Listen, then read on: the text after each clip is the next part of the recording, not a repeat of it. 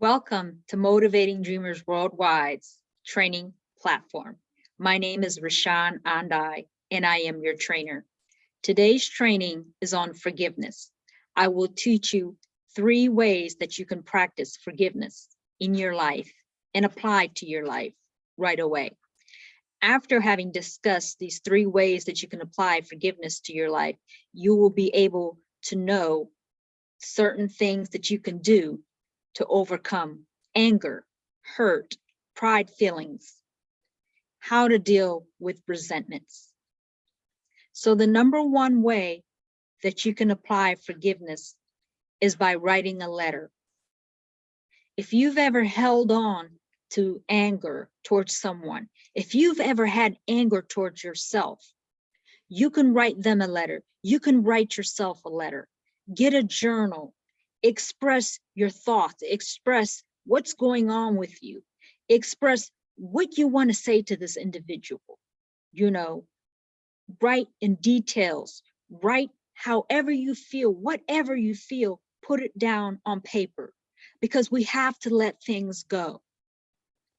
And that's one way. The second way is to use affirmations all throughout the day. Speak life over yourself. Speak good thoughts over yourself. I practice that every day, and it makes me feel better when I do that. But you know what? You have to practice it throughout the day. You might wake up in the morning and look in the mirror and tell yourself, I love you. You're going to be all right. Today's going to be a great day, so that you can forgive yourself, and that anytime that resentment pops up into your head, you can start focusing on you, and you can say, I love you, girl. I love you, man. You can do this. You can get through this. I use affirmation cards. So what you want to do is you want to get an index card, and you want to write an affirmation on it. And you want to write several of these, and you want to place these in different parts of your house. When you go to the bathroom, you'll see that affirmation. You might have a spiritual quote on there. You might have some Bible verses on there. Anything to bring you back up. There's music, there's journaling. So that is the number 2 way, is by using affirmations. And the third way is speak it out loud. Hey, I've been reading this book by Marcy. Her name is Marcy Shimoff, and she says that to practice forgiveness, you only need to apply this tool. So you say, I'm sorry. Please forgive me. Thank you. I love you. I'm sorry. Please forgive me. Thank you. I love you. And you practice that over and over again. And you say that to that individual, whether they're alive or whether they're gone. You say that over and over. And I promise you, it will make such a difference in your life as it has done in mine. The anger, the resentment, the hurt feelings will be released. In order for this to work, you have to try it. And you have to try it more than once. So the first way to practice forgiveness is to write a letter to yourself or to that individual. The second way is to speak affirmations over your life all day long. You have to be consistent. Consistent, not weekly, consistent daily, consistent hourly. When we're consistent, that's when we're more effective. That's when it becomes clear to us. That's when the change happens. So when you practice these affirmations throughout the day, what will happen is you will experience a joy that you've never felt before. You will experience positivity like no other. I know this because I apply these principles to my own life. The third way, what Marcy says in her book is called Happy for No Reason, 7 Steps to Being Happy from the Inside Out. Her name is Marcy Shimoff.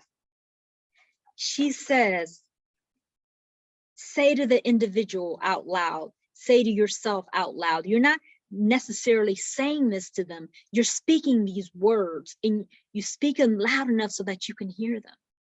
For yourself or for another person. You say, I'm sorry. Please forgive me. Thank you. I love you. And remove that pressure. Let go of what's holding you back. Let go of what you feel is bringing you down. Let go. It's time to let go.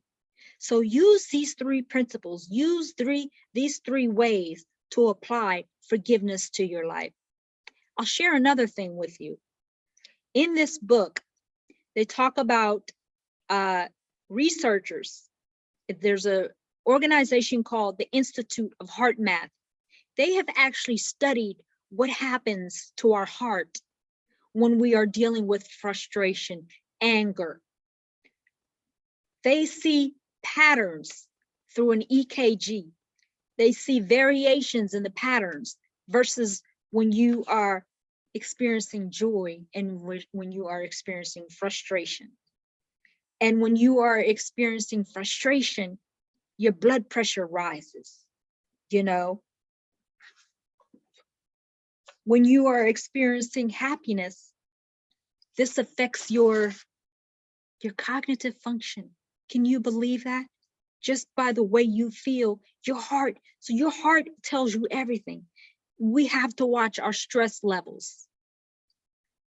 Hey, I'll read straight out of the book. Researchers at HeartMath have found that people's heart patterns look different when they're happy than when they're angry, frustrated, or sad. Negative emotions cause erratic patterns called heart rhythm incoherence, which has a damaging effect on your body. When you feel angry, frustrated, or sad, stress hormones and cholesterol are released into your body. Your heart pumps faster and your blood pressure rises. In contrast, when you're feeling appreciative, loving, and emotionally balanced, you create heart rhythm coherence, smooth, even patterns in the heart rhythms. According to research published by the Institute of HeartMath, heart rhythm coherence increases production of good hormones, such as anti-aging hormone DHA, normalizes blood pressure, improves cognitive function, and strengthens the immune system. And why I talk about forgiveness is even according to Marcy Shimoff, she said when people ask her, what's the #1 key to happiness? She says, forgiveness. Forgiveness. I'll share a study done by another organization. I believe it's the University of Kentucky. And they have a written journal that mentions 180 nuns. They had done research on 180 nuns from the time they were in their 20s and found that the sisters who expressed more positive emotions lived on average 7 years longer than the sisters who expressed more negative emotions. Positive emotions not only feel good, but are good for you. So imagine what will happen in our body when we're able to practice forgiveness and let go of things. I hope you got something out of this training. I'll see you next time with our next training. Thank you.